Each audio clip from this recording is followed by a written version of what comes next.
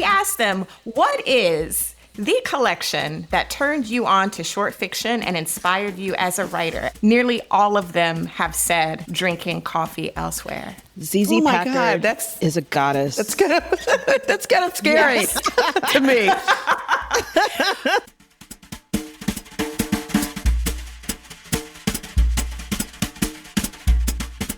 Hi, Dawnie. Hey, Deesha.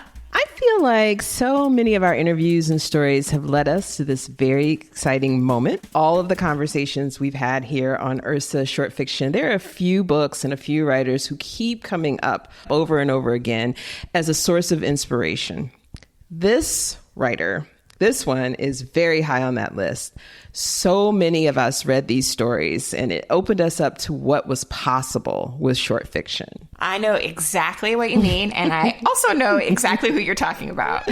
That's right. Drinking Coffee Elsewhere by ZZ Packard. First published in 2003, we are now here celebrating the 20th anniversary of this wonderful collection by talking to ZZ Packard.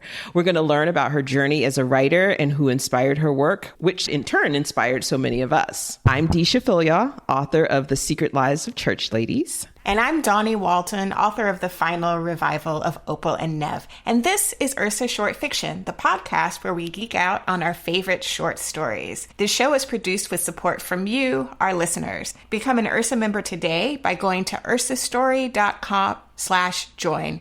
You'll get exclusive bonus episodes and you'll help fund this production. So, Deesha, where were you when you first encountered Drinking Coffee Elsewhere? So I would have been in 2003 when I was reading this collection. I think my youngest daughter had just been born when I was reading this collection. So the collection is as old as my youngest child. And wow. I just remember, and at the time for me, professionally, I was a baby writer, and so I was just hungry for stories and novels that I could learn from, but that I could enjoy. And Drinking Coffee Elsewhere was both. It was really a revelation for me as a Black woman writer.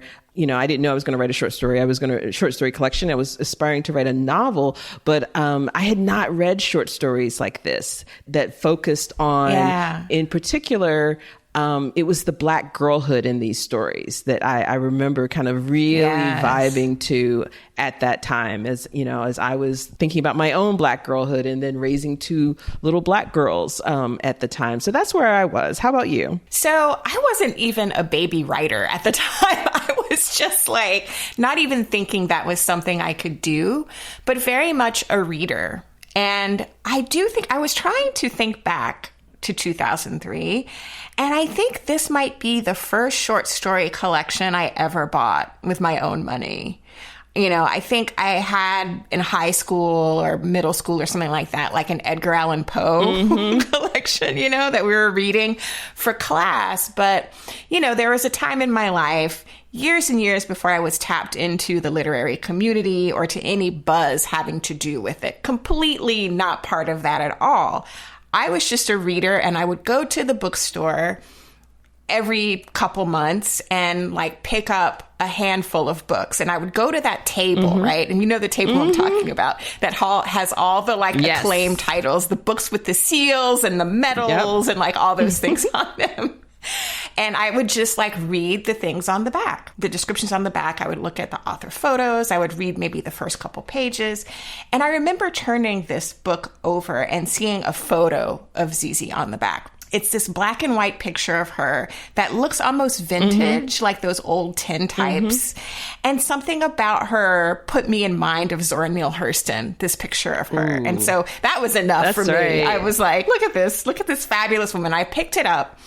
And then I read the stories inside it. And like you, I felt very connected to them. They were like nothing I'd ever read before. And in literature in the fact that they were so contemporary, and yet they were packed with references that were completely familiar. And the first one to me is in Brownies. Yes. There's this, the Brownies are singing the song, "Make new friends, but keep the old. One is silver and the other gold." Yep. And I remember both my mother and my grandmother singing that song and teaching it to me. But also the Black church scenes, you know, some of the people in the church, like all of those things. And also kind of the look at academia and what the academic world is like for Black women. I thought young Black women was really, really interesting. And I know that, you know, you were at Yale probably around the time that Zizi was there. We were there at the same Is that time. right? Yeah, she's a couple of years younger than I am. And I remember her being very serious and very quiet. You know, we didn't move in the same circles, but there was just an air about her and the way she carried herself that she was somebody very special. And so then years later, I'm like, it's her. It's that girl. I know. You know? Well, it's so funny that you say there's something mysterious about Zizi, because I think that's true. Like, she kind of dropped this collection like a miracle onto us. And she, you know, she's still teaching a lot and everything, but she made such an impact that she is really kind of like has this elevated status, you know. And so like I think people are so hungry for her work and her presence. And you know, I went to the Iowa Writers Workshop years and years after, you know, she had gone there, and I know, you know, like her legacy is still kind of there as to, you know, what's kind of possible for the Black students coming through that program. It's really, really incredible. So I am so excited to talk to Zizi. I'm looking forward to it as well. So first, a little background about Zizi. Zizi Packer's stories have appeared in The New Yorker, where she was launched as a debut writer, Harper's, and Story. Her work has been published in the Best American Short Stories, has been read on NPR Selected Shorts, and Packer is the recipient of a Rona Jaffe Foundation Writers Award. She is a graduate of Yale, the Iowa Writers Workshop, and the Writing Seminar at Johns Hopkins University. And without further ado, here is our conversation with the wonderful, the delightful Zizi Packer.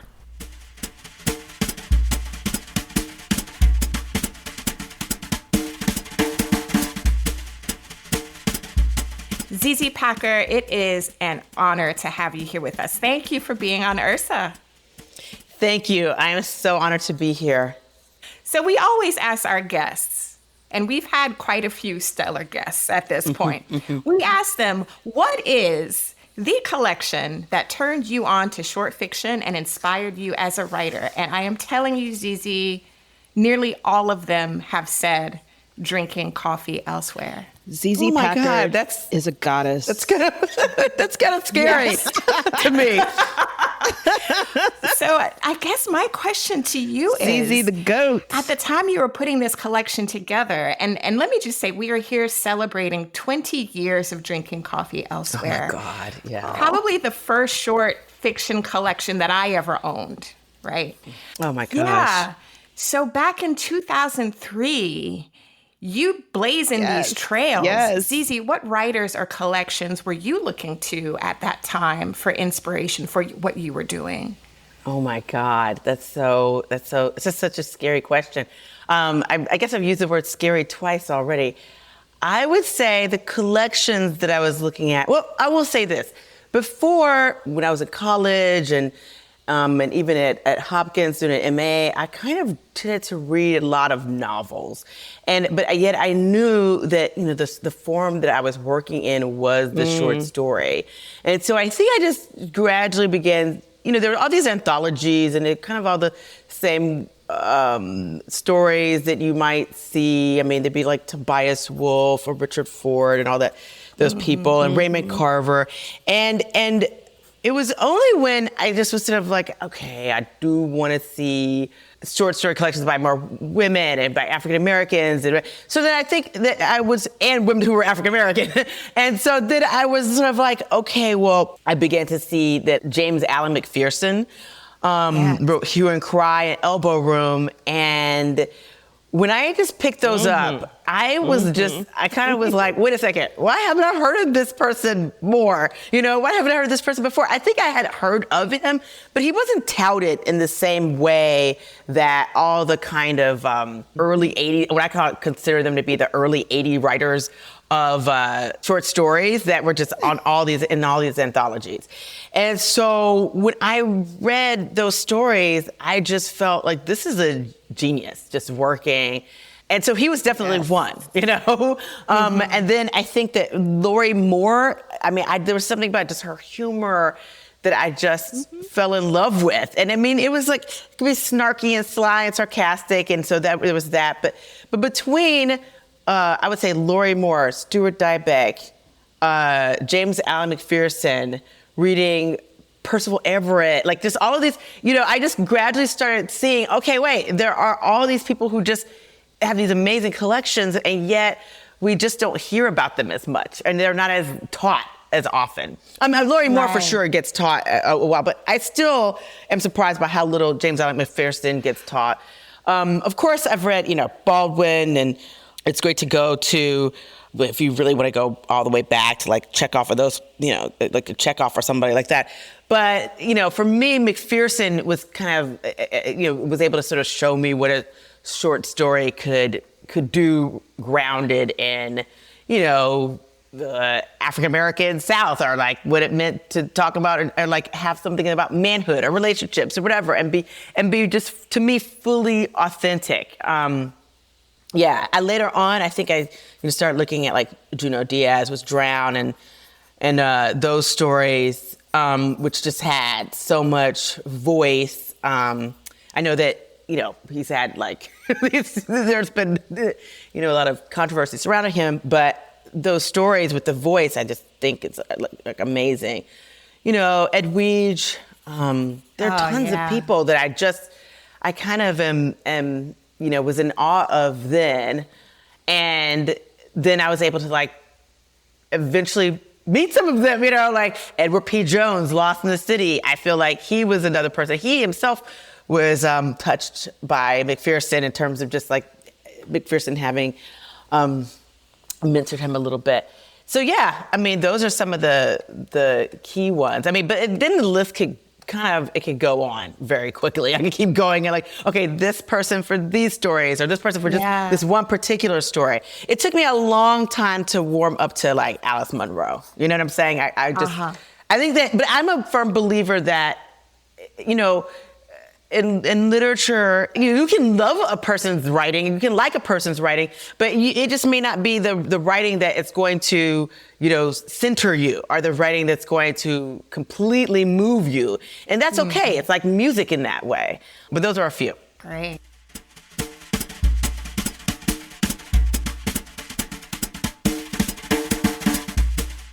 So let's talk about your iconic work, starting with brownies. So much in Drinking Coffee Elsewhere just felt familiar to me. I owned a beloved pair of red chick jeans, and I know it's chic, but we call them chick jeans. I still know the words to the brownie song. I will not sing it, but I still know.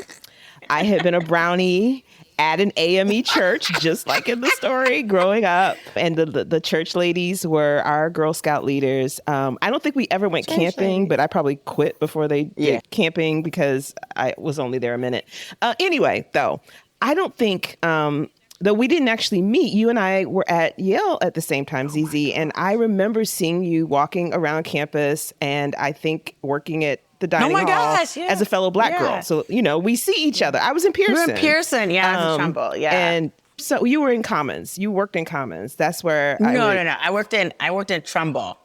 Oh, I must have visited somebody there or something. But I also saw you walking across campus, being very striking. And I thought ooh, she's younger than me, but so sophisticated. Like I just was, I felt like such a country bumpkin at Yale, but that's another story. But I remembered you because you were so striking.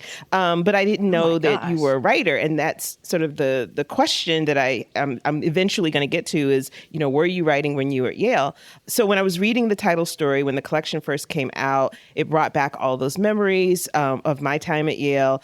And you really encouraged me as a newbie fiction writer as I was drawing on my own past experiences, like this could be the stuff of literature. We can write these stories. And I didn't start writing until almost a decade after I left Yale. And I was married and I had kids. My second child was born the year Drinking Coffee Elsewhere came out. So that's my long-winded way of asking you, when did you start writing? Was it at Yale? And when did you know that this is what you wanted to do? Wow, it's a lot. The thing was, I was just sort of like, Deesha, that sounds familiar. It was so funny because then I sort of was like, okay, I probably did see you, know you, all that stuff. But the thing is, I was in a daze, I think, when I was here. I'm going to be honest with you. Oh, you were always like, you were like walking past us, looking through us. And that's why I felt like you were so like grown up and sophisticated and mature. I was like, I don't know what she's doing, but look, she's amazing. I came from Kentucky. Okay, so you're talking about being a country bumpkin. Okay. I remember very distinctly, and I'm going to do a shout out to Imani Perry here. We weren't roommates at the very beginning, but like there was this short period of time where you're kind of like before you get your roommates, and there's all these programs like Foot where you hike the Appalachian Trail, which I did. Yeah. And then there's another one, I think it was like Prep. What was the one where you were like Prop. Yeah, that's what I said. Prop, where it's for, if you're African-American person of color, underrepresented minority or first gen or whatever. And then, so I did Foot, came out for Foot, totally stinky, had to just get a shower, looked crazy, came up late for Prop. Everyone looked we're talking about looking sophisticated. Everyone looked sophisticated. Right. They were from all these all the black people that I saw, it seemed to me, were from all these like they northern were from prep LA schools. and Boston. Yeah, exactly. Yep. And all these places. I and I was just sort of like, Florida. Oh my gosh. I came in thinking I was all great with my MC Hammer pants. Just got made fun of nonstop. Well, I was impressed, ZZ. You had an admirer. It was me. And because I came from Florida and I thought, look at these girls in their like short shorts and fitted tees. No. And I was my gosh. shoes match my outfit because I was from Florida and that's how we did it. We were having parallel experiences. But I remember I had no idea. With Imani at the very first kind of beginning. And I think she just had this look like, what are you doing? Like whatever. And so my time there, I think I was just sort of like, okay, I was playing catch up a little bit because on the one hand, I was amazed by everything. I just was like, okay, this is, in some ways, this is such this experience where everyone's smart, so you don't have to kind of like navigate through other stuff. And so that was great. But then I also came in thinking, I had gotten waitlisted at MIT that eventually accepted. And then I was, I was such a math and science nerd for so long, sort of a math and science nerd that loved to write. And writing was almost like my hobby to math and science, And so I guess, when I entered Yale, I kept thinking, okay, I guess I'm going to be electrical engineering here because I just sort of felt like, okay, if I love writing and literature so much, will I be able to even do that at MIT? And then frankly, I was just scared of MIT. You know what I'm saying? I was just like, I'm terrified. And so when I got to Yale, I was just sort of like, okay, here I am trying to take all these insane hard classes. No one, I think someone did try to counsel me against like Diff Q, Japanese, like whatever, like all of that. You're giving me flashbacks when you said Diff Q. Oh my God, I remember my friends dropping Diff Q. Now, what is Diff Q? Differential equations. For the people differential equations, right? I just broke out in hives. So then I just was like, okay, like I think at the time I almost like was writing almost to relieve myself of anxiety in a way. Like, I was writing down everything, anything from past experiences, whatever, all this stuff. I took this class with Jane Levin, and it was like a nonfiction class, and I just was sort of I just kept trying to I kept noticing this movement towards fictionalizing it, and then she finally was like, "Do you want to take you should try for the fiction class or something." So then I just began. I was like, "Okay, oh my God, this is great," and I tried to take as many sort of workshop classes as I could, and there's kind of a max or a cap to them. So but I was doing this all while still thinking I was electrical engineering. And then I moved to pre-med. So I was taking all these other courses and then squeezing in like creative writing courses. And then finally I was like, wait a second, I have enough to be an English major. Maybe I should just switch over. And that's kind of how things were there. So I was writing and I would submit things to the Yale Lit Mag. I just was like, I hadn't really thought that I was going to become an English major or a writer. Like I had written in high school even, but this was still something that coming from parents who are very practically minded, very pragmatic, as a Black kid who's considered to be bright, you don't go into something that's artistic that possibly makes no money, So right. Absolutely. It was kind of very much a thing that I didn't even really talk about to my parents. Well, my mom, I say my parents, my mom is a single mom.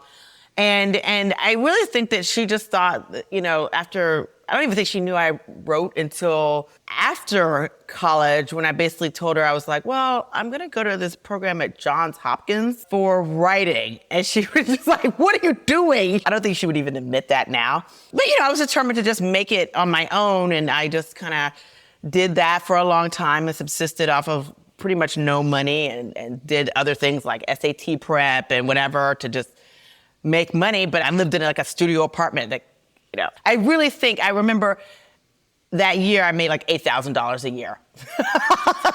like it seems crazy now, but that was what I earned. And I kind of did all those things so I could just keep writing for as long as I could. It's just another inspiring note to remember that it takes time and you have to love it to stick with it, to stick through those $8,000 a year years. Well, I also remember in college, I think going back to your question, I do remember also that was maybe when I kind of began to have an inkling of my voice, or a voice that was different from just writers whom I admired.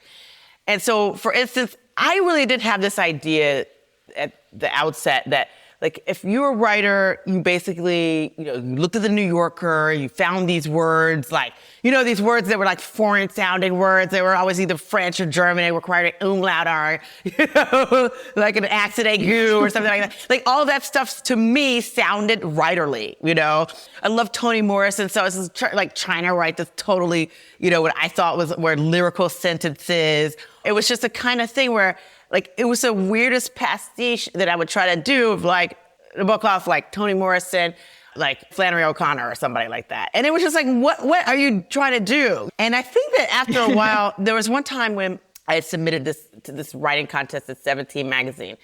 And I had revised a story that I thought, okay, this is something I think maybe it has a chance. And then on a whim, I just sort of flipped in this other story too, this sort of story that I had just been working on. I think it was called something like Sometimes You Get Lucky or something like that. And then I got back, and this is a long time ago, so it was by mail, like by mail. And then I had to call the number or whatever. Yeah. I got back a reply saying, we'd like to have your story in the magazine. You've won this prize. I don't think I won the first prize. I think it was like a second or third prize or whatever. And then I was like, oh, cool. I just felt so vindicated that, like, I had studied how to write a story and my story had been accepted. And it turned out It was a story that I hadn't even finished, really. and it was nothing at all. It was not at all the story that had, like, all the fancy language and whatever. It was really just a story that was kind of told more from the voice of this girl. And I was like, wait a second, like, that's not even a real story. That's like, to me, that was like almost like an exercise. But I kind of understood in a way. I was like, wait, this other thing is not my voice. I'm just putting on this patina, this idea of what a writer should sound like, rather than this other story, which I was actually developing something that I just, not wanted to say, but wanted to show, about this character. And that was way more authentic and genuine. And I think that was like my first lesson in voice and in style and in writing something that's meaningful. Like the other story was, it was only meaningful for my potential success. Like it was not meaningful qua story as a story itself. And so that was a bit of a lesson. Wow. But I mean, what a validation, right? Like, yeah, I was just playing right here. Wait till you like see the real stuff. Well, the thing is, I don't even know. Before getting like a prize for that, my working on that story would have meant making it worse. My working on the story would have meant making it less, authentic. It would have been beating out anything real in it, and making it kind of this, almost this decorative form, or this like Fabergé egg kind of thing of a story, which is not actually what I deeply wanted to do. I just sort of thought that was what writers should do. So in a way, it was sort of like, wait a second, I'm climbing up the wrong ladder, basically, when I'm trying to write the sort of what I thought of as being the quintessential like New Yorker story.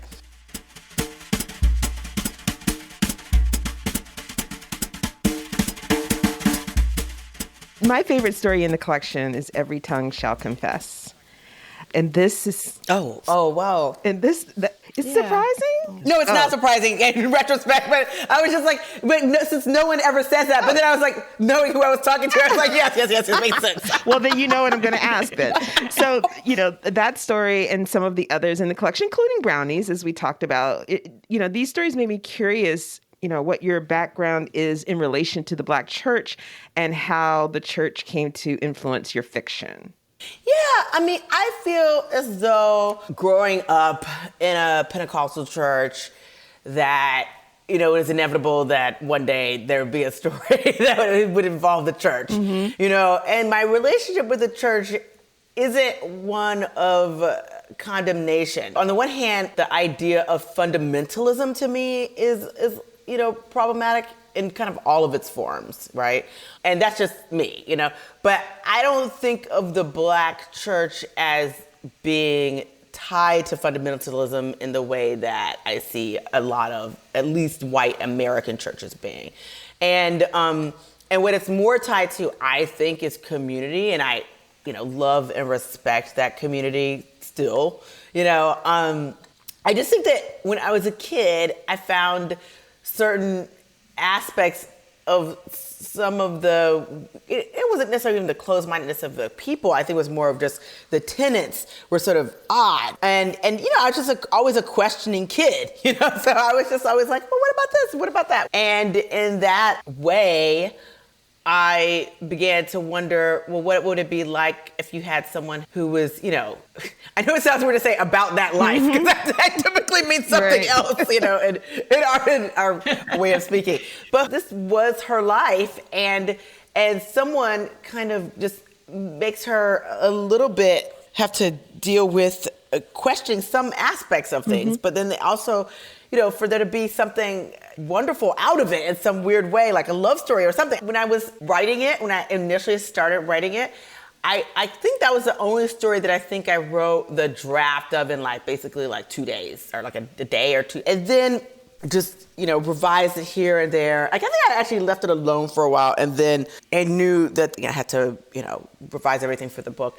And then I actually really overhauled a lot of stuff. But I think that in terms of my relationship with the church is it's one where I can't help but draw from. I think that, you see Baldwin and, obviously yourself, what I can only imagine. So I feel like this is a thing where I have to be, it's so much a part of me that I can't not have it be sort of in my fiction. And it just feels very essential.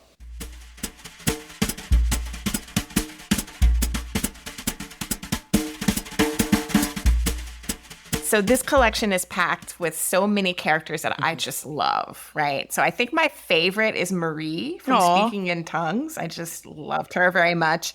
But there's the blues player, Cleophas Sanders. There's Sheba from Our Lady of Peace, who got that classroom together, let's say. Daphne from Brownies, the budding poet and author. My father, the veteran, which is such a beautiful line. Of all the characters in this book, do you have a personal favorite? Oh my gosh, that's such a hard one, because I think they're like characters. I know everyone says characters are like my children. There's no favorite. Our stories are like my children. I feel, on the one hand, since I wrote it so long ago, I will read from Drinking Coffee Elsewhere, but I also, in my mind, it's not there anymore. I'm not saying in a bad way, but just in a way where I've been working on this novel for so long, and I've been working on at least 2 stories for quite a bit of time, much longer than they should require. Been working on a book about Breonna Taylor, the Breonna Taylor case in Louisville. Like, it's kind of like, what am I doing? Why am I doing all this stuff? And why am I doing it all at the same time? But with Drinking Coffee Elsewhere, in terms of the characters, I mean, I think that even though Dina is not my favorite character necessarily, and I don't know if it makes sense for me to say a favorite character, it's the one I kind of think of the most often. I think the one that people think of as being maybe an alter ego for me, or so, some stand-in or something, which I don't think it is. I just think it is the one I feel like, because she's so problematic. I just feel like kinship to anything that's like a puzzle. Like, I love puzzles. I'm one of those puzzle nerds. And to me, writing is kind of like writing short stories, at least, are sort of puzzle-like, and then the characters who are the most enigmatic in their own way are sort of like that. But all of them are kind of like, once a character sort of coalesces, I feel maybe it's unfair to think of them as sort of like, first you have these images of them, and then they're kind of in a scene, and it's very embryonic, and then they sort of, like if you study biology, like the sort of doubling of them, embryo, feet, or whatever, just it kind of like goes and they kind of take on their own life in a way. And to me, I think it's weird whenever I talk about characters, to other people don't seem to talk about them as much as like being real people as I think of them as being. And I think of other people's characters that way, so I kind of can't quite, not to say that I can't quite discern reality from fiction, but to me, I can't quite say, oh, this one character. I mean, I love when they come on and they do something, and then they do something puzzling, or they leave, or whatever. I mean, so all of them, I know that sounds like a cop-out kind of answer, but I guess I would say probably Dina. Well, let me say, I worried about Dina very much. Yeah, me too. Girl, no, of course. On. Like, she shows up in a couple different stories. Is it the same Dina in your mind, the one that's in? I kept thinking, I started off thinking, okay, this is, and I was like, no, something is happening, something growth-wise, but yet I couldn't bring myself to change the name. It did not feel right to do a replace all, find a replace all. You see what I'm saying? So whenever people ask, is it the same Dina? I can't really give a satisfying answer, because I feel like yes and no, and that's something that can't really exist in real life. I mean, someone was like saying, okay, because your cells you're like every 7 years you're a different person because all your cells are regenerated. That's not quite the answer either. So I feel like that's kind of I won't say a problem area, because it's not like I'm just gonna go and change it, but people sometimes want answers to be satisfying and things to make sense, and I can't give a sensible answer to that. Yeah. And the Dina in Geese, I have to say, when she's in Japan and she is in that tiny room with all them people and wakes up with that man on top of her, I was like, at her throat. Oh my gosh. I was like, oh my God. Ooh. Yeah, I know. Please. I don't know why I'm so problematic in so many ways, about my characters. But it's sort of a thing. I don't even do it to be sadistic, to put people and put these characters in bad spots. I just sort of feel like I'm generally going where the story is leading me, and sometimes it leads to these places. With this new, it's not a collection yet by any means, but I'm sort of like, what's wrong with my brain? Why am I doing this? What am I doing to these poor characters? Well, I will say, one thing that I really appreciated reading this collection again was the stories are always so surprising to me. Like, nothing that I ever expect to happen happens. And it made me sort of wonder about your process and where the story typically starts for you and how you follow it through. Is it an organic thing, or do you have an idea of the shape of the story before you start writing, or do you just sort of follow the character? I do feel as though I'm a more organic writer than someone like, Edward P. Jones, who, has become a friend of mine. And every time I try to nail him, ask, when you wrote The Known World, how did you write it? I've asked him this several times. And I think at this point, he's always like, the answer to this. Whenever he was he did this whole tax book thing or whatever, his mind was working on it. This is what he tells me. And then he sat down and wrote it, and that was it. It was sort of like no turns, no this, no that, very few. 4 books on like the period, and on enslaved people and in the period. And that was kind of it. And people like Richard Ford are that way or whatever. And I don't know if it's I don't know if it's a particular male writer thing, but for me, like when I'm writing a story, generally there's some odd way that something pops up into my brain, like an image or just a situation or sometimes just a feeling. And then I'm thinking about it for a while. So like, the rest of my life is going on and I'm whatever, and I'm reading and I'm doing this and doing that and teaching, whatever. And then there's just something that's happening where I just it still have that, my sort of, I wouldn't even say unconscious self, but like it's in the back of my mind or it's running along parallel with everything else. And then, the more I begin to see things, I'll just try to like write something out. Or I'll think like, okay, if this were a story, what would the beginning be? And I have to kind of psych myself up for it. Like almost just like, like someone trying to exercise, or like not someone, me trying to exercise, where I have to like psych myself up for it, as opposed to, people who just go out and do it. And so basically, eventually I get some words down or an image down, some dialogue down. Like I try to make a scene or something like that. A lot of times I have to leave it alone for a while, And these days, back in the good old days of school, it was great because I just had time. Now it's like everything that I'm doing in life takes things away from, the time I have. But eventually I just get more and more down. And then there becomes a point, and I don't know what the point is, or just maybe it's the feeling where I actually feel like, okay, I'm working on this. And then there's more of a rush, and I'm more able to like, think out things, scenarios, scenes. And I began writing the story in earnest. So I've been doing that for a little bit. I have some stories that I haven't published yet, but those are also not done. So it takes me a long time. And I've been writing this novel, so that's taken a while too. Mostly, I would say an image and then the character. And I really almost have to feel like the character is someone real enough that I'm almost following them before I can really have confidence that they deserve a story.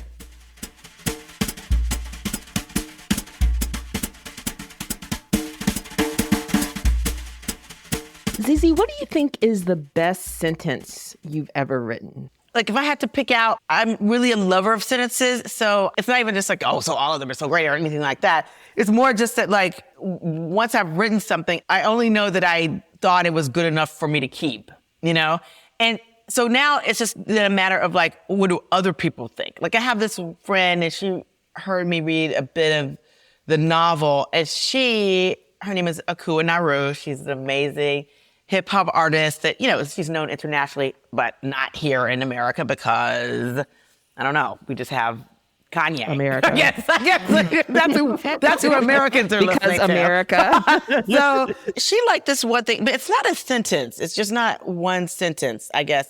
And it would need context. It's actually sort of several sentences. Big water, big ship, the only un-African words Osceola's Mima had ever spoke. Yet she always spoke them quaking, her hard distrust of water. White folks used it bad, not to purify, but to scald, not to baptize, but to drown.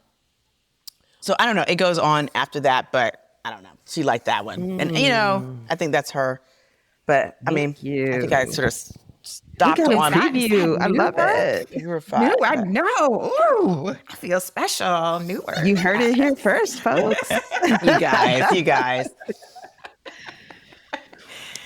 To circle back to drinking coffee elsewhere, back to pre-publication ZZ, before that book came out, what would you say to her? Ooh, pre-publication.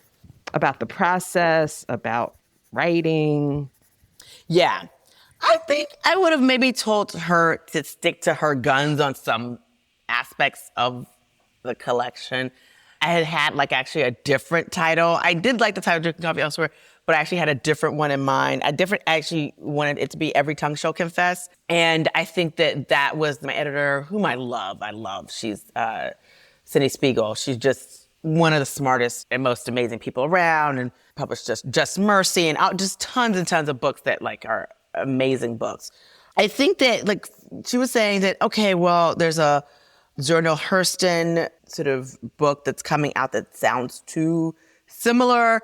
But, there's some aspects of that I think I want to, I would have maybe kept with maybe the title or even like just other things. I guess I'm not being very specific, but I feel as though when I was younger, I was happy to be published. And I think that, definitely my editor and the publishing house did right by me and had a tour and did everything. They were really excited, and they, did everything that I think was like amazing. And I had like a great rollout and all that stuff. I think that's probably the title is probably the biggest one. The other thing I think I would have told myself is I would have maybe had a second book out before kids. But that's not a pre-publication thing. I think that's a thing that's maybe post-publication thing. And it's just different for women writers than it is for male writers. No matter how much we could say like a male writer does stuff with their kids and does all that kind of stuff, it's just different. It really is. It's been a long time between Drinking Coffee Elsewhere and then even the possibility of this next book coming out. And I love my kids dearly. I feel like they're just my total heart.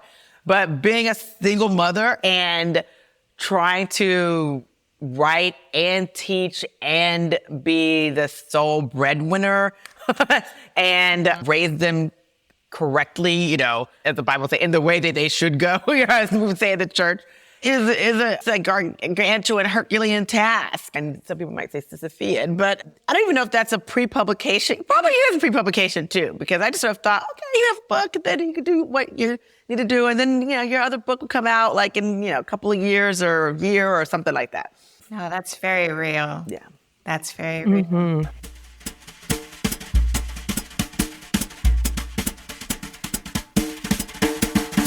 ZZ Packer, it was amazing to have you here. Thank you so much. I'm just so honored to be here on Ursa with you guys. And you guys are just amazing talents. I'm in awe. I don't even know if I say the next generation, but because writing generations are sort of different from, birthing generations. But, you guys are really just holding up the banner for us. Oh, so proud. Thank you. My face is hurting. I'm so smiling much. so hard. Thank you. Thank you. Thank you for opening the door. Thank yes. you for inspiring so many of us and showing us what was possible. Thank you so much. Thank you. This is a real moment.